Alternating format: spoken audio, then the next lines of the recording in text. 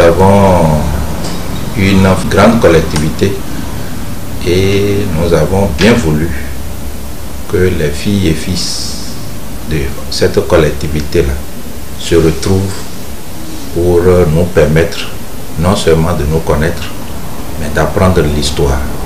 Parce que dans les Omacha, il y a les Bachos et les dérivés, les Akaou et dérivés, les Oga et dérivés, les Teka et dérivés, qui constituent les Omacha. En dehors de ces grandes familles-là, il y a nos parents qui on appelle les Zohou et les Zoha, qui sont aussi des Omacha. Tous ceux-là veulent se retrouver pour réellement connaître l'histoire. Quand nous aussi, nous avons constaté que nous sommes de la famille Bacho de Sokonta, en 2015, la famille, je dirais la collectivité Sorazon, avait organisé un pèlerinage à Sokonta.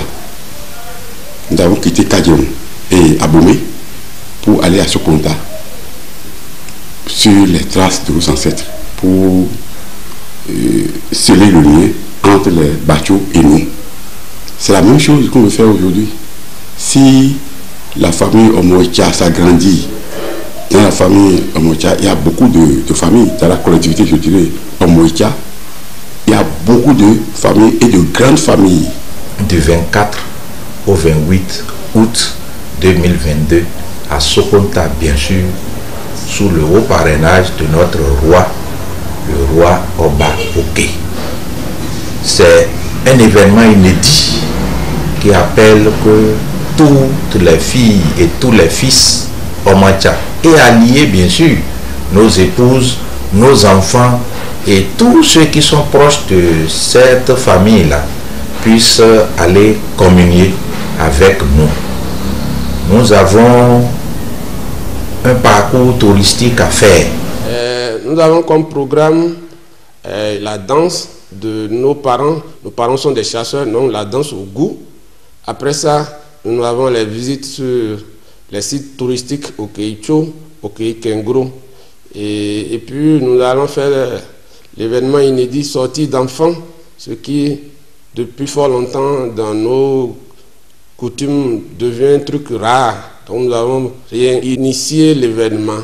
Il y a un adage qui dit, quand on ne sait pas là où on va, on doit savoir d'où on vient.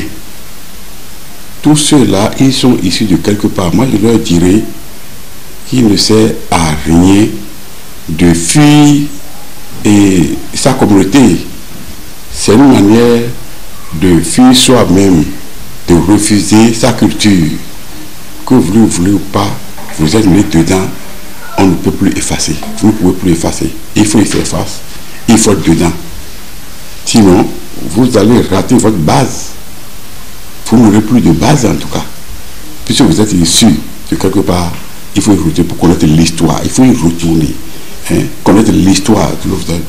C'est une manifestation de quelques jours seulement. De quelques jours.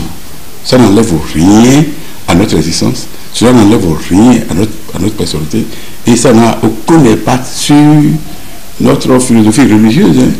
Comment fait-on les cérémonies de sortie de nos enfants, des enfants Omacha? Ça, c'est quelque chose qu'il faut connaître. Notre divinité Madjoufé, qui fait du bien à tout le monde, a besoin aussi d'être saluée. Donc nous allons savoir qui est Madjoufé. Pourquoi parle-t-on de Madjoufé? On doit pouvoir nous conter l'histoire. Et les adeptes de cette divinité-là doivent pouvoir nous parler. Donc ça a une dimension culturelle, mais la grande dimension culturelle va permettre aux gens de savoir qui nous sommes. C'est un événement grandiose où nous attendons au moins 500 personnes à Sokonta du 24 au 28 août 2022. Et la participation, si petite soit-elle, va contribuer à l'organisation. Évidemment, c'est une première. On ne peut pas avoir de grands moyens maintenant, mais avec le temps, quand les gens seront convaincus de la nécessité de cette organisation, bon, les moyens vont suivre. Je voudrais lancer un appel à tous nos frères Omancha du monde à une mobilisation générale pour que la fête soit belle. Je les invite à participer massivement à cet événement. Moi, je suis serein quant à la réussite de ces retrouvailles parce que c'est une première édition. Ça va nous permettre de capitaliser. On va prendre les échecs, on va les améliorer pour les éditions futures. Mais l'idéal, c'est de briser la glace. Et c'est déjà un premier grand pas qu'il faut saluer parce que nous avons des annonces de ceux qui doivent quitter le Nigeria, le Niger, le Burkina, la Côte d'Ivoire, le Togo. C'est déjà un grand pas et on va s'y mettre et ça va réussir. Si cette première édition ne satisfait pas tous les fruits, ça va promettre les éditions à venir.